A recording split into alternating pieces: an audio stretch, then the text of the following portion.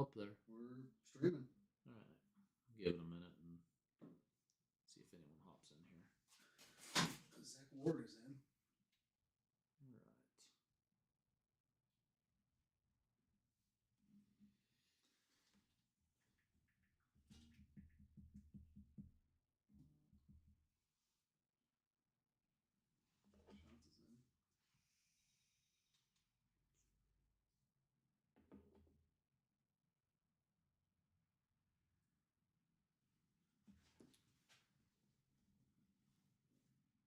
All right, we might as well just get going. Yeah, go ahead. Okay, I'm going to pick up where I think we lost everyone. And that is going to be bonded versus jacketed. I'm not going to touch on it too much for sake of, let's hope the algorithm doesn't. So,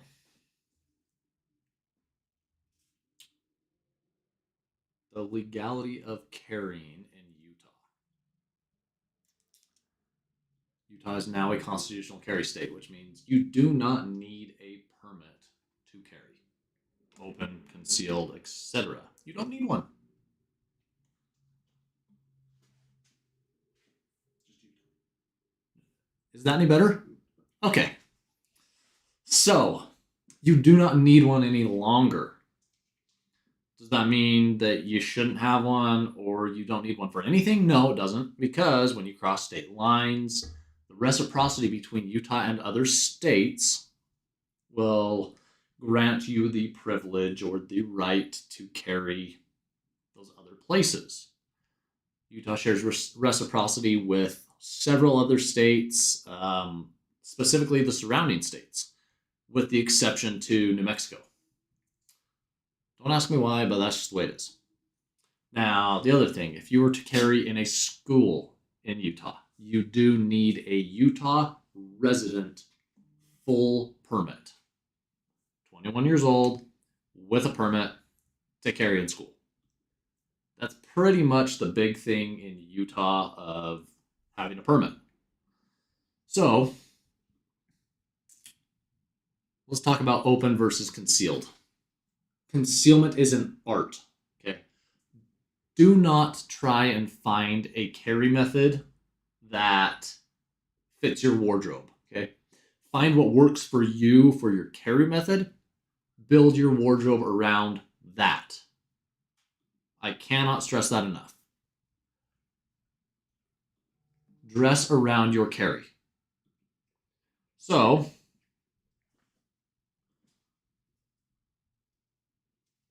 ignore my hand. I don't know what it's doing.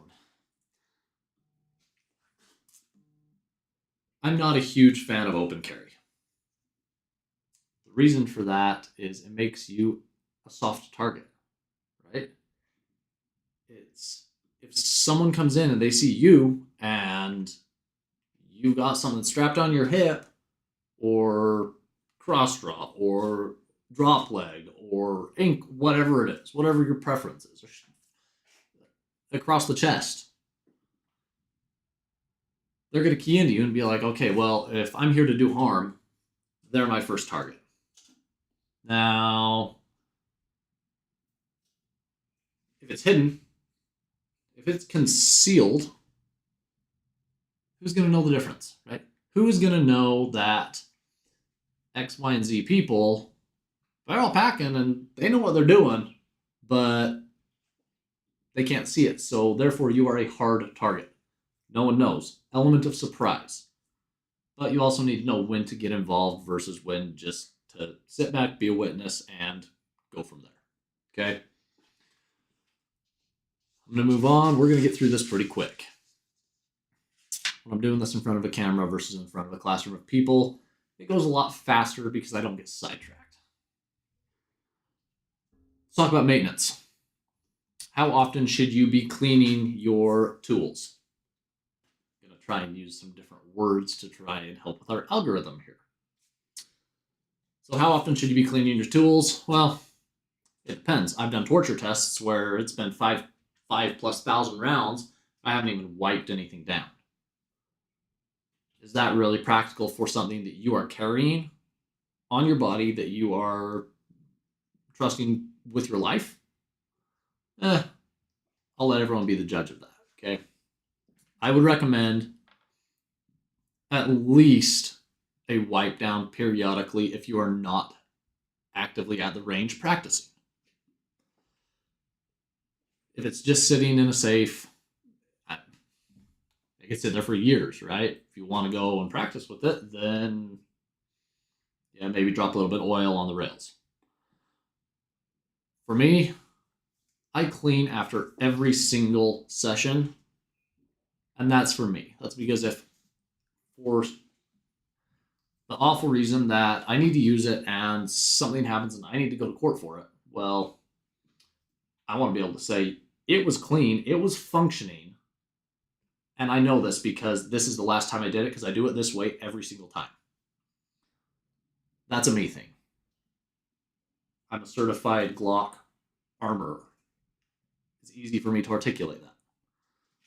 Everyone else, get to a basic field strip, wipe things down, make sure it's just not excessively dirty. That's the best advice I can give, okay? Make sure it's not excessively dirty and it is adequately lubricated. I don't mean swimming in lube. I mean adequately lubricated. A couple little drops, that's all you need. There have been some gimmicks, especially on certain other platforms that have a dust cover that fold over, etc. If you get something that says smile, wait for flash, that's a bad idea, because then it goes back to the same thing I was initially talking about with the rip rounds, zombie rounds, any of the gimmicky things. It's all marketing. Yeah, it may look cool. Yeah, it may be funny. For legal reasons, please don't do it. Keep it simple. The acronym, keep it simple, stupid, or stupid, simple, whatever way it goes. It goes both ways, actually. Don't put stuff on your tools that could end up drawing questions to you for what your intent is. That's the point that I'm trying to make here. If you put a flag on it, okay, great, cool. Who can argue with that? You live in America. Put a flag on it. If you put come and take them, okay, yeah, still America, yes, but that could be seen as an indirect threat if push came to shove and there was really someone that was on the defense that just wanted to hang out to dry, okay? I want everyone to stay safe. That's the goal of this. So,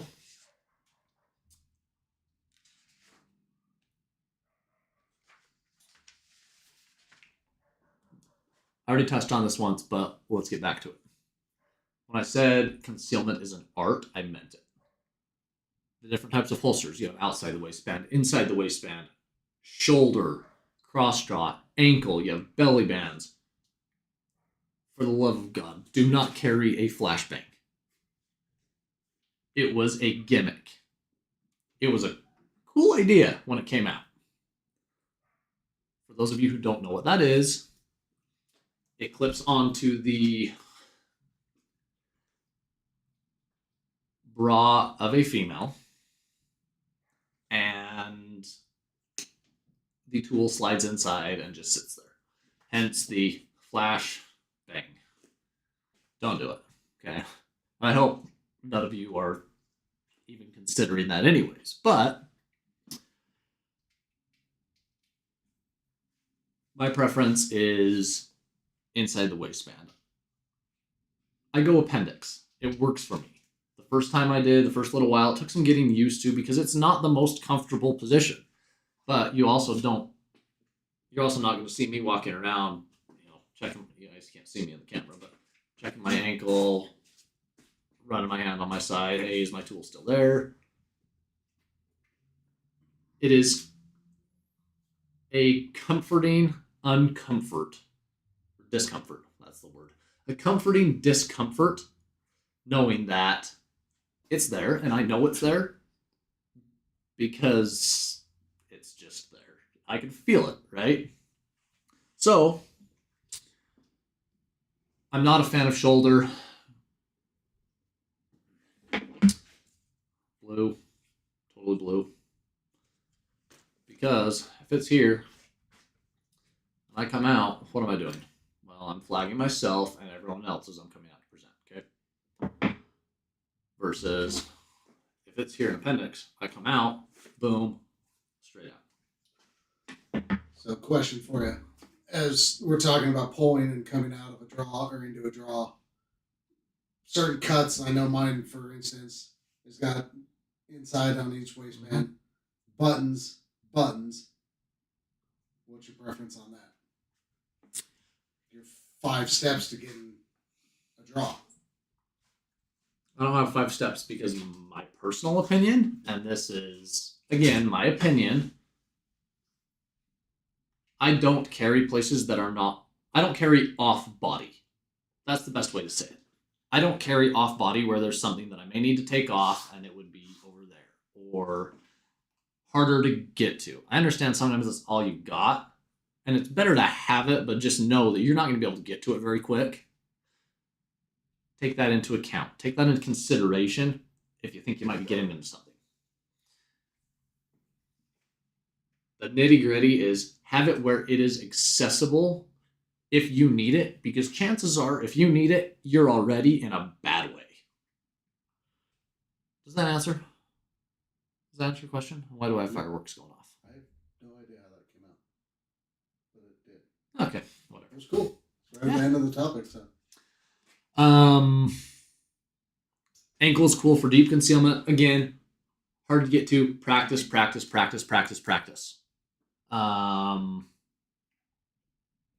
Strong side outside the waistband. Love it. I do. Again, be conscious of what your tool is, how big it is, and what your attire is. You don't want printing. You don't want to be reaching up at the store and all of a sudden there's something poking out.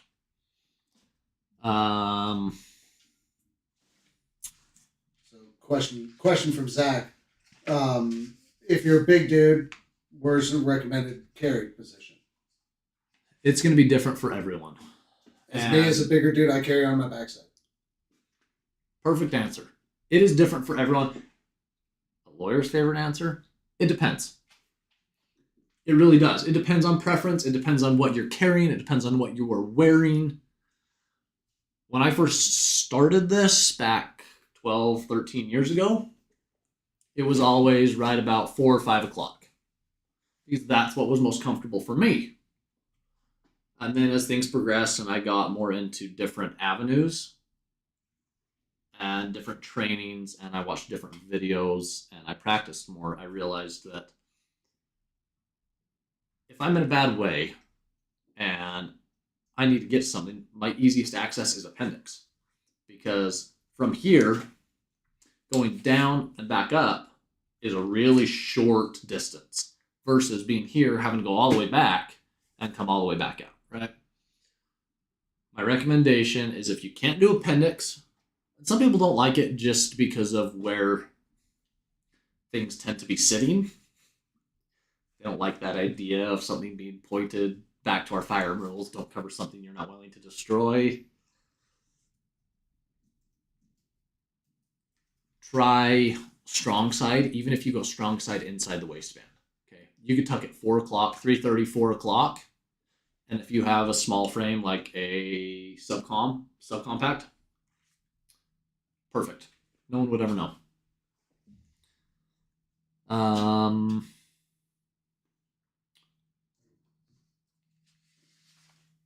Okay, dry practice. Let's talk about dry.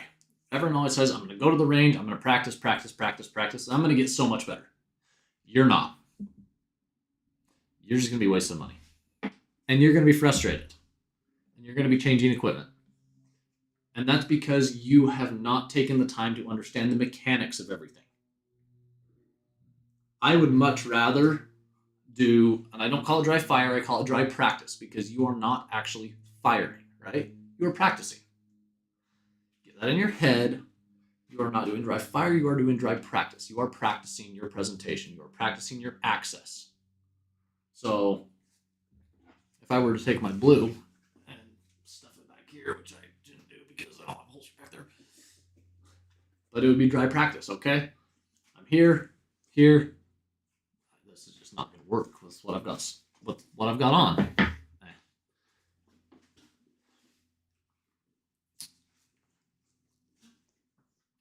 Dry practice.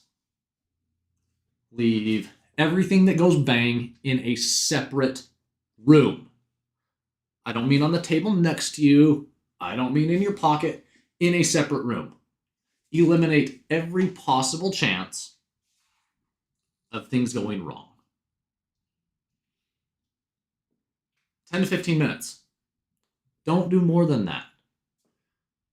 Statistically speaking, once you practice something for more than 10 or 15 minutes, you start to do more harm than good. If you spend 10 minutes 3-4 times a week, you would be surprised at how much you will improve next time you go live. That's something that I do. Something I did with my speed. I used to do a lot of competition shooting. I spent countless hours doing dry practice. And it's because, number one, I didn't always want to drive to the range. Number two, it's expensive. And number three, what's it really accomplishing if I just go and burn a bunch of lead? I might just get pissed. Work on the fundamentals, the basics. Your trigger press. Work on your target acquisition. Your light discipline, movement, your stance, your body position in general. People teach Weaver, people teach isosceles. I shoot a modified Weaver. That is what works for me.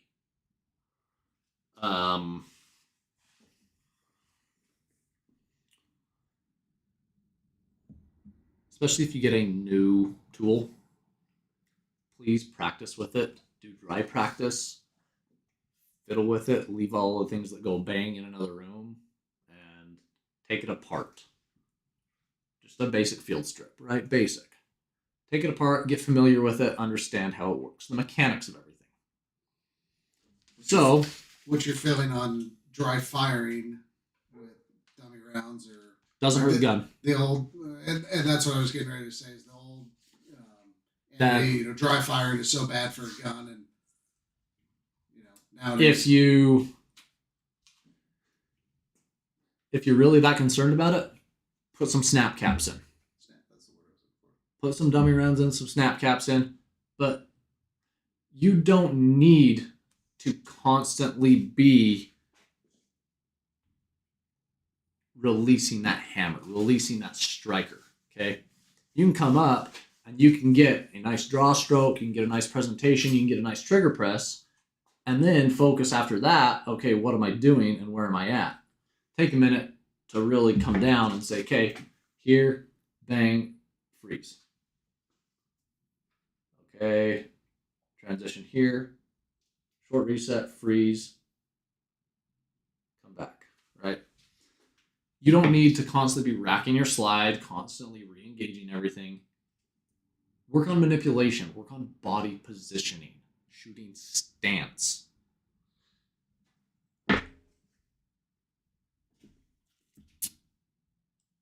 Let's get into 2 or 3 more things and we'll wrap this up. And then we're going to do another one with range safety rules and what's expected when we go out to the range. Then we'll be done. Okay, the national average per round fired in a self-defense incident is $25,000. Let that sink in. That is a lot of coin. I don't have 25 grand sitting around for every time I go bang. I have an insurance that covers me specifically for that. I would recommend everyone get that. If you are going to carry, get the insurance. if you're driving a car, I really hope that you have insurance. It's a small price to pay. I think I pay $25 a month. It is a very, very, very small price to pay for what you get in return and the peace of mind knowing that if something happens, I can make a phone call. Lawsuits will come if you get involved with one of these incidents. That's a given. They will come. It's not a matter of if, it's when. Understand that if you get into one of these incidents, shut your mouth. Everyone that knows me is going to laugh when I say this. But shut your mouth.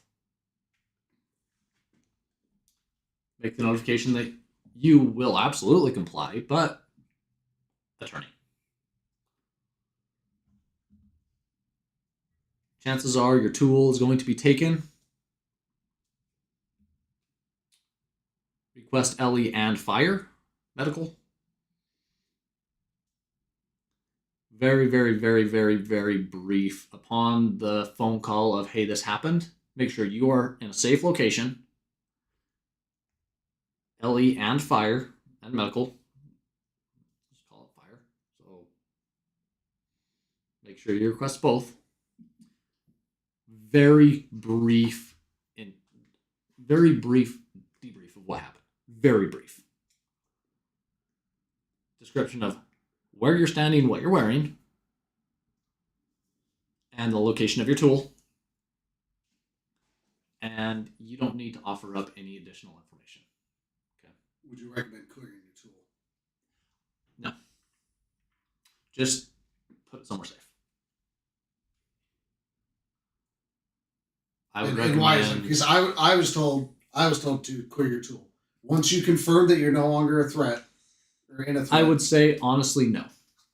I would say just put it somewhere where those responding to said incident know where it is, know what you're wearing, and leave it alone. And I'm just going to leave it at that. Okay?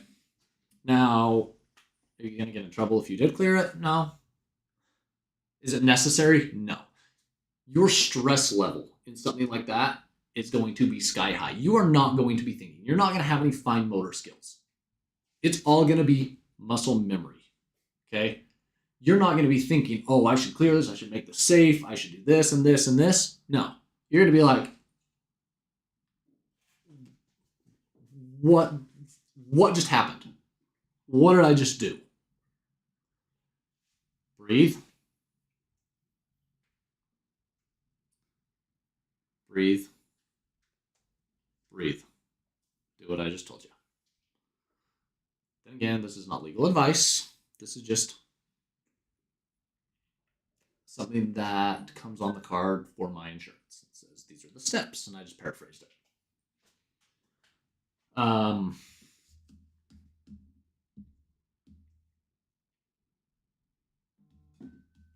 was going to get into one other thing, and now I don't remember what it was.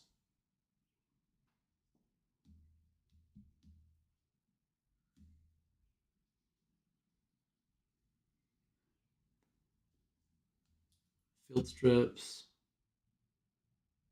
Okay. This isn't what I was thinking, but I'm going to touch on this because I talked about it in the other video.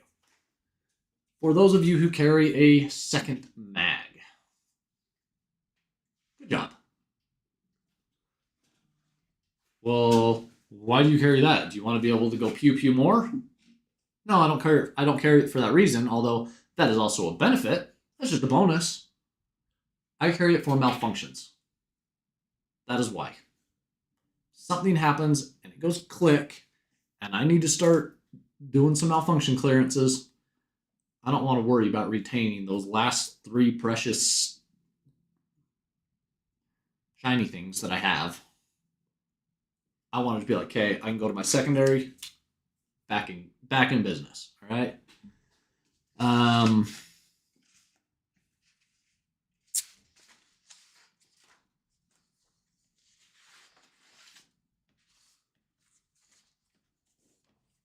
Okay, guys. A few things really quick as we saw several years ago with the deal that happened back east with Rittenhouse, I'm going to touch on some of the Utah specific, what Utah State Code says. Force in defense of person. This is all on online Utah, le.utah.gov. You can find it there. Force in defense of person during the commission of a forcible felony. Now, what is a forcible felony? Well, per state code, and this is direct from their website, aggravated assault, mayhem, aggravated murder, manslaughter, kidnapping, and aggravated kidnapping, rape, forcible sodomy, rape of a child, object rape, rape of a child, sexual abuse of a child, aggravated sexual abuse of a child, and aggravated sexual assault. Blah, blah, blah. Also, offenses against the individual for arson, robbery, and burglary. In addition, any felony offense that involves the use of force or violence against an individual that poses a substantial danger of death or serious bodily injury. I don't think I need to get into more detail than that, right? I know that's very rated R for all of those things, but a lot of people would agree that if those things were happening, you're not going to stand for it. I'm not. Chances are you're not. So, you need to be careful. There's a big difference between using this type of force and threatening to use this type of force. For me, my tool doesn't come out unless I have every freaking intention of using it. Do not brandish. That's my point. Don't brandish. That'll get you in trouble.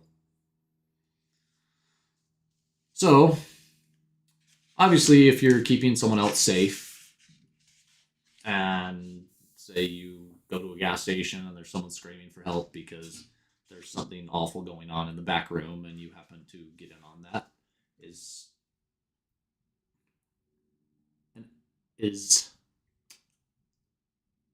this type of force justified? Yeah, it is.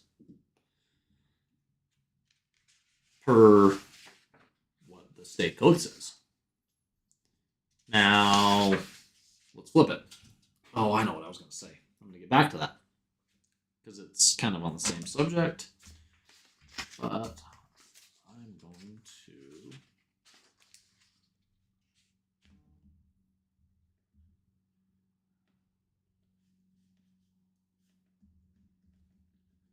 write that down. I mean, we could all agree that if someone's running off with a TV, you're probably not going to use one of these tools to end that, right? It's going to get you in a lot of trouble. However, there is force in defense of habitation, your home, your residence, anywhere that you are currently occupying legally. That could be a tent, that could be a hotel room, that could be your home, that could be an RV.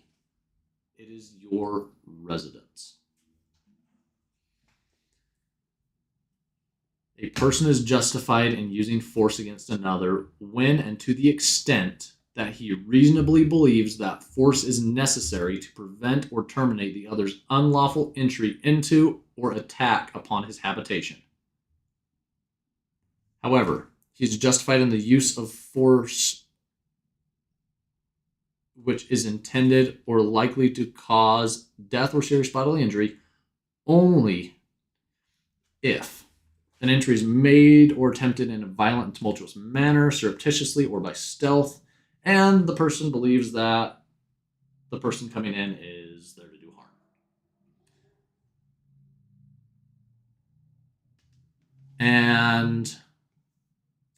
Or the person reasonably believes that the entry has been made or attempted, and that level of force is needed to prevent the commission of a felony. Okay, so that's habitation. There's one more, and that is real property. Real property is anything that real property is your property. Okay, whether you live there, so it's kind of the same as habitation, but it's not quite because it's not your domicile. So this type of force is lawful if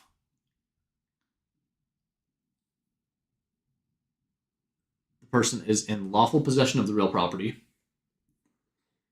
reasonably believes that force is necessary to prevent or terminate the other person's trespass onto the real property,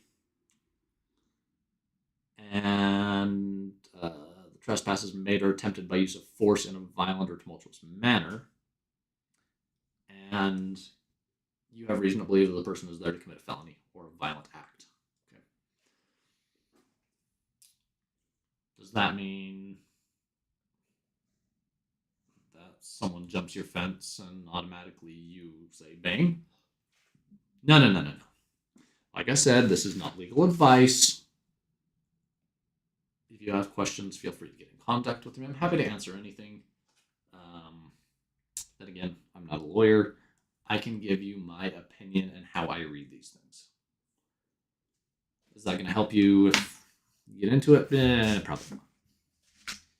So, the thing that I was thinking about, I'm going to give you guys a scenario and I want you to think about it. There's two separate sides to this, okay? You are at home. Everyone is being quiet. You're sleeping. All of a sudden, loud crash. Someone is in your residence in a mask, dressed in black, and they have a baseball bat. Let's just say a baseball bat, okay? You retrieve your tool. Bang, bang.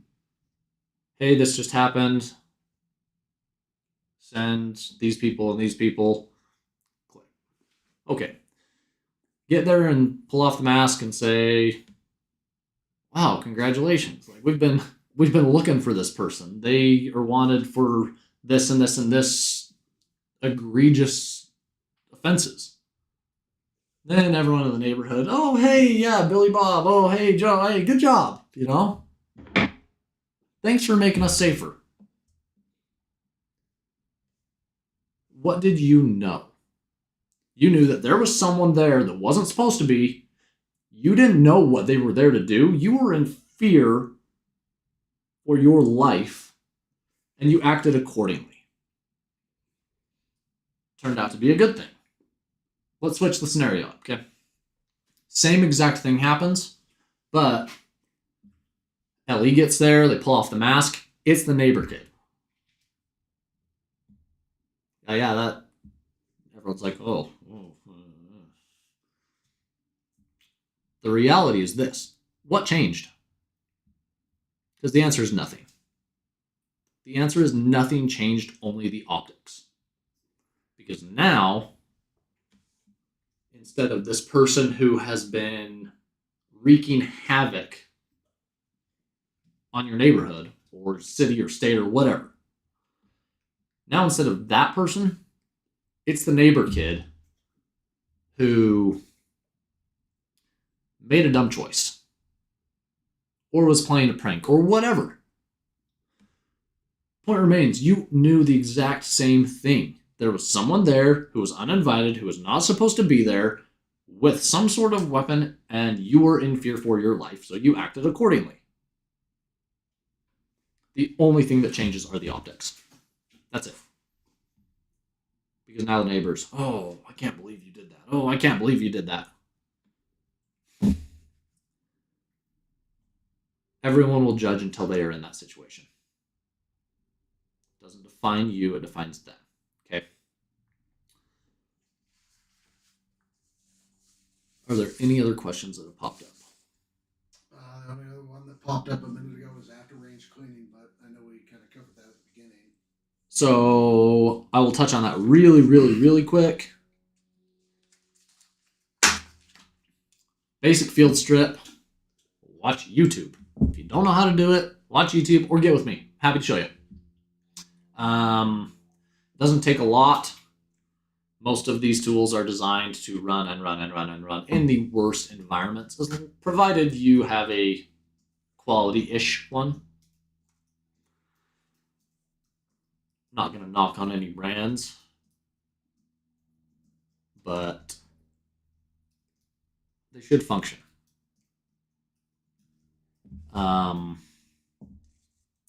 Bore snake, a little bit of oil, a rag, quick wipe down, any excess carbon buildup. All good. Simple enough. And please, for the love of all things holy, even when you are cleaning, all of the stuff that goes bang, put it in the other room. Because a lot of these tools, you actually need to trip the trigger in order to remove the slide. You don't want something going bang when you're releasing the slide. Not that I have personal experience on that, I've just heard stories. Okay. All right, guys.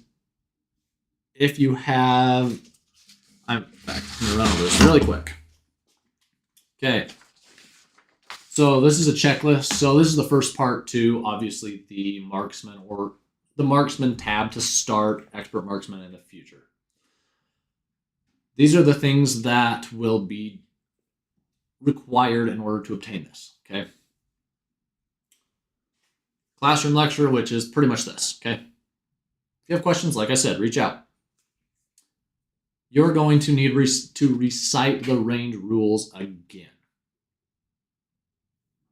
I don't know when it's going to be, but any of the range safety officers could ask you.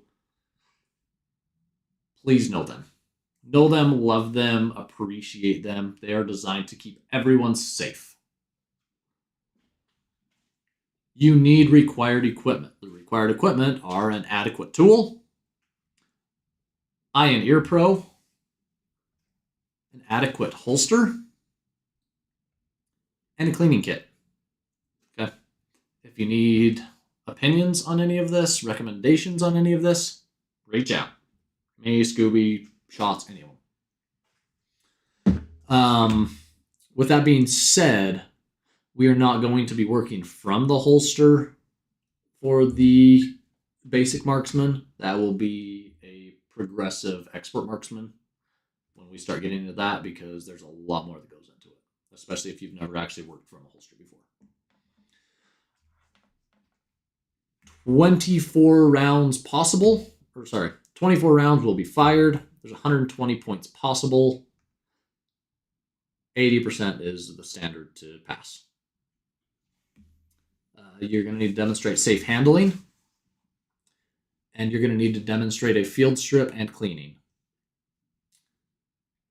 Then it will be signed off by Shots or myself. We will do another one of these that will be kind of combined in person for expert, where we go over holster work, but that's for another time. Okay. So once again, firearm rules, range rules. Every firearm is always loaded. Always, always, always.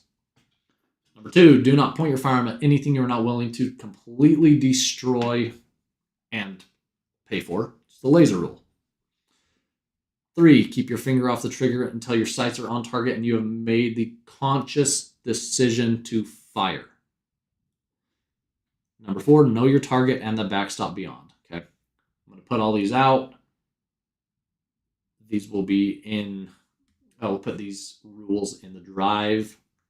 I'll get with Shots and get that done. And that's all I've got for this. So we're going to take about a 10-minute break, reset, and do about a 5-minute video on what is expected at the range. Again, we're going to go over the rules and kind of just what to expect do's and don'ts.